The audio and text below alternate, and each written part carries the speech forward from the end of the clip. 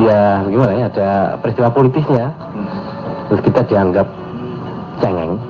Padahal sesungguhnya kemampuan kita atau ngakik ngokok gitu, bukan cengeng sih kira. Iya, ngakik ngok. Nah, ini ada dagelannya. Kata sebetulnya dimasukin ngakik ngok oleh Presiden Soekarno almarhum itu bukan kita, barangkali pemain biola. Tahu itu keliru ngakik ngok. Kalau kita bisa tangting tung. Ya, kita akhirnya karena dilarang mainkan lagu cengeng, lantas dipanggil oleh Pak Sukirman itu dari RRI ya, atau sekarang di mana ya.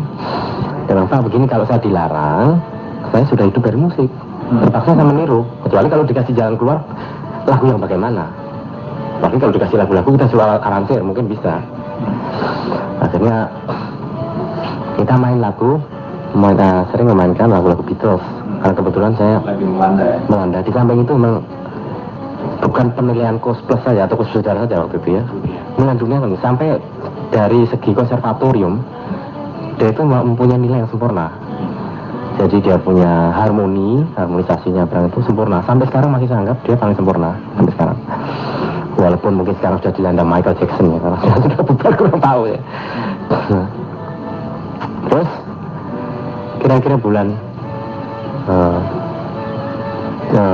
pertengahan kedua dari Juni ya kira.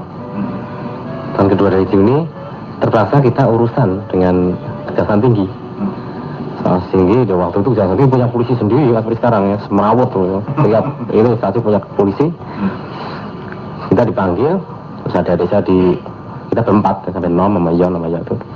Dia ambil polisi kejaksaan, masuk dalam Kejaksaan Tinggi. Nah, berapa lama diantar kita ke ini penjara Glodok yang sekarang jadi Glodok Plaza ya. Ya Glodok di sana kira-kira tanggal 29 September malam hari. 62. Bukan dong, stop masih itu ya. 60 berapa ya? 65 ya. 65 ya. Keluar. Terus malam-malam loh, setelah malam dibawa ke Kejaksaan Tinggi, dipesan. Saya nggak tahu kalau akan terjadi macam-macam. Dipesan jangan berhubungan sama pers. Mungkin kalau Mas Arbo sudah terkenal dilarang. Dilarang ya. Pers nggak boleh, di depan umum nggak boleh, berhubungan dengan ABRI juga nggak boleh. Ya, karena saya nggak tahu tanggal 30, tanggal 30 merdeka sih. Tanggal 31. Nah, tanggal 30 malam atau tanggal 30 berapa ya? Karena saya nggak tahu, saya jalan-jalan ke Menteng waktu. Pakai jeep apa itu. Sama abang saya. Kenapa sepi betul ini? Kalau tahu saya nggak berani keluar waktu itu. Betul, belakang kita tahu bahwa memang ada gerakan itu. Terus situasi dan kondisi menentukan bahwa GKPS gagal. Setelah itu kita kembali lagi ke Irama. Iya, Irama tidak menerima. Saya kira takut apa ada sangkut pautnya gitu ya. Terus nggak berani rekaman. Saya pergi ke Remako waktu itu belum cuci emosi. Maksudnya dia juga nggak berani. Akhirnya kita pergi ke Om Dikta Mimi almarhum yang punya Dimita. Udah berani nggak apa-apa. Udah sini jangan tanggung jawab. Dia rekaman di sana sampai kira-kira 8 volume ya. Terus tahun 70 berapa ya pindah ke Remako? 71 akhir ya. 12 kita pindah ke Remako. Di Remako rupanya ada mismanagement atau bagaimana. Terus kita pindah ke Purnama. Purnama dapat berapa rilis? Rupanya dia pertimbangan komersial atau bagaimana.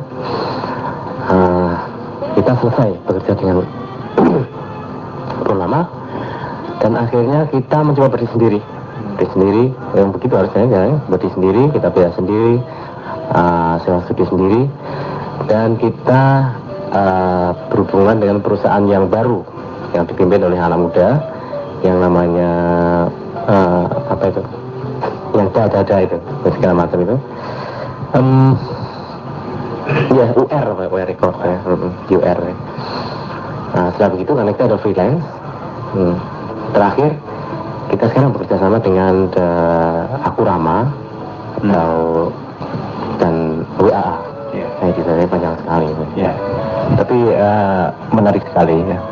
mengingatkan terutama para pendengar yang mungkin sudah jadi bapak-bapak dan ibu-ibu ya. Dan saya yakin walaupun sudah mungkin begitu, masih juga senang akan mengkoleksi lagu-lagu pop.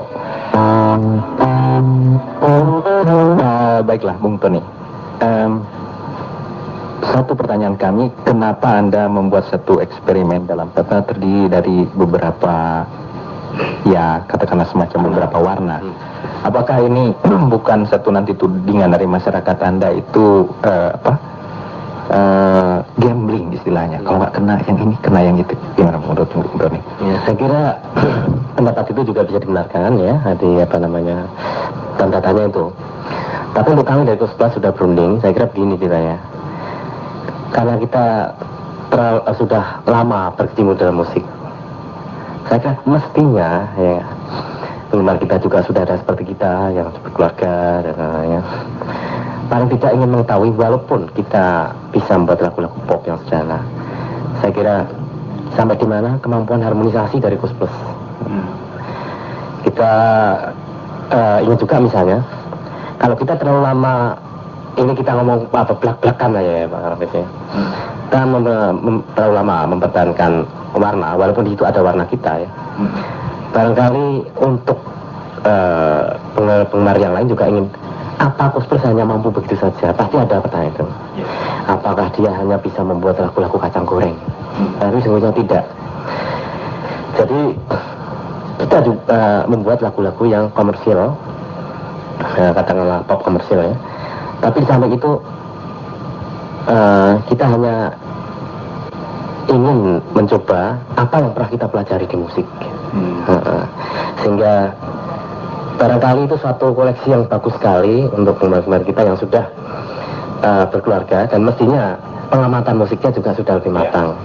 Tapi bukan suatu ketidakkemungkinan kalau kita akan membuat lagu-lagu yang pop lagi, gitu, yang biasa lagi, atau kita pisah-pisah seperti biasa-biasa grup-grup yang buat komersil misalnya, lagu yang corak ini tersendiri, rilis tersendiri. Kelihatannya untuk kita terlalu komersil dan rasanya kok kurang fair dengan penggemar ya kan? Jadi kita fair saja bagaimana kita punya kemampuan, sehingga kita harapkan dari bermacam-macam warna itu bisa lebih mendekatkan ya musik, jadi bukan orang ya, musik Kusblas kepada penggemar-penggemarnya. Nah, dalam hal ini kita masih mempunyai semangat terus Pak Rafis ya, seperti juga di dalam bisnis peradioan yang ada rintis. Saya kira Anda tidak pernah menyerah karena kita menampilkan teknik ya. Jadi kadang-kadang ada satu pertanyaan, apa Tony nggak bosan main musik kalau sudah tua? Ya, ada pertanyaan itu, tapi saya bilang namanya ada musik. Musik ya, misalnya sebuah gitar dimainkan secara klasik. Apakah itu yang mainkan umur 60 tahun atau 60 tahun atau umur 17 tahun? Kalau partiturnya sama, partiturnya sama. Jadi yang kita pentingkan adalah karirnya atau musiknya. Kita menampilkan musiknya, dan sekaligus saat inilah kita bisa kiprah ya, kalau bahasa Jawanya kiprah di dalam musik, karena memang kita bebas di dalam pembangunan di segala bidang. Tidak ada misalnya tekanan-tekanan seperti zaman dulu, tapi kita bebas membuat teknik, mempelajari, apa juga pada batas-batas kemampuan. Itulah maksud kita. Bagus sekali ya, Bung Tony, nampak Anda jujur dalam hal ini, bahwa untuk memperlihatkan kepada masyarakat pendengar musik di tanah air ini bahwa Kusblas tidak berhenti pada satu pijakan saja. Baiklah Bung Tony, rasanya bincang kita ini sudah cukup, dan mungkin sebelum pamit ada hal-hal yang ingin Anda sampaikan, khususnya mewakili Kusblas kepada pecinta musik di seluruh tanah air. Ya, kita punya pesan, sebaiknya kita semua mempersiapkan diri untuk hari ke depan kita masing-masing, dan untuk bangsa dan negara di bidang kita masing-masing dengan clean dan clear. Itu yang maksud saya. Terima kasih.